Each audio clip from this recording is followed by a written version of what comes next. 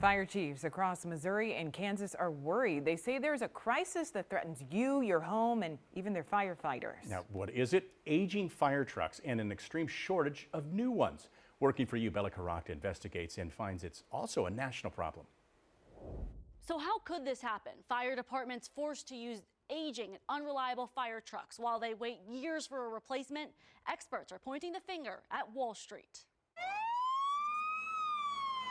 I received a wake-up call about 3 or 4 months after I arrived. Chief Dennis Rubin remembers when he first took over at the Kansas City, Kansas Fire Department in 2023. The reality of it was we were so desperate. Why? Because they didn't have enough working fire trucks. Due to age, 33 1/3% of our fleet had been replaced with a SUV style vehicle. like this one. So for a period of time, you guys were responding to fires in trucks like this? Yeah, yes, ma'am. This is a standard SUV. There's no ladders, as you can see. There's no fire hose. There's no fire pumps. And when a fire broke out, that was a problem. So when they needed a ladder, they either had to find one on location or most likely they had to wait for the next fire truck to come along and then get that equipment. They would get there in a timely fashion, but with limited to almost no equipment to help. And that is definitely not ideal. It's not acceptable. But when the department tried to buy new fire trucks, the chief discovered, for all practical purposes, there were none. One of the major manufacturers indicated that it would take somewhere between 4 to 5 years to receive a fire truck. Welcome to what firefighters, experts, and politicians are calling a crisis. They're saying it's harder than ever to get the trucks and equipment they need to keep the community safe.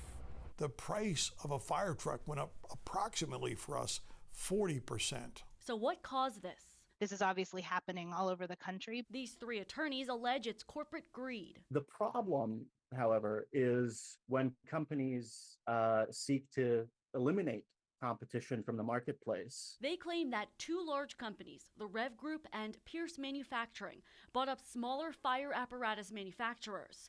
The two now control approximately 80% of sales in the United States. The result, higher prices and slower production. The price of fire trucks jumped from $500,000 to $1 million. Ladder truck prices doubled too, from $1 million to $2 million.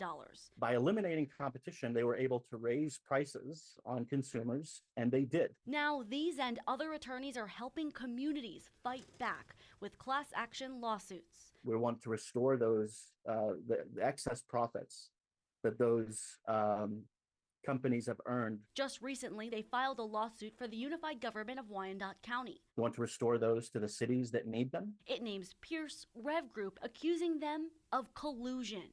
Across the state line, the city of Liberty, Missouri has joined another class action lawsuit against the three companies, joining fire departments in Wisconsin, Michigan, Pennsylvania, New Jersey, and Georgia. We all are working towards the same goal. Fox 4 contacted the two largest manufacturers mentioned in the Wyandotte filing. Pierce, a subsidiary of Oshkosh, sent us this statement. The allegations in this lawsuit are without merit, and we are defending ourselves in court. Oshkosh remains focused on delivering safe, high-quality fire trucks while continuing to reinvest in our U.S. operations to meet record demand. We also reached out to the Rev Group, which said, "We believe the lawsuit is meritless and intend to challenge these allegations in court."